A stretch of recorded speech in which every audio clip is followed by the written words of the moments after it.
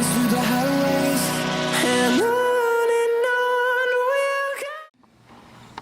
Still in the process. Here's the mess I got right now. Connecting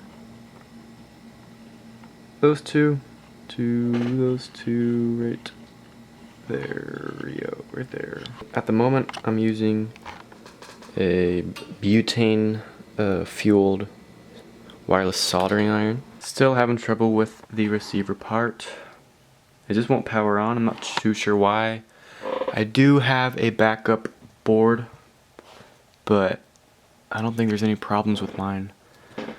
Let's figure it out.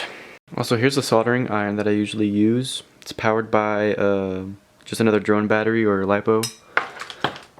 Here's one that I picked up from Home Depot. It's wireless and it uses butane to fuel it right down there at the bottom.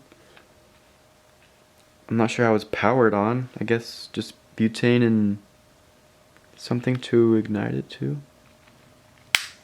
But there's what it is, and then you can see the glow, sort of. Nah, whatever. I'm gonna play around with it a little bit, see what I can get working.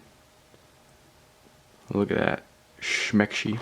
So I just tried plugging in the flight controller to the computer to power it up, which usually works with new ones, but this one did not work, which is weird. So I tried it with a newer one, even though this one was new.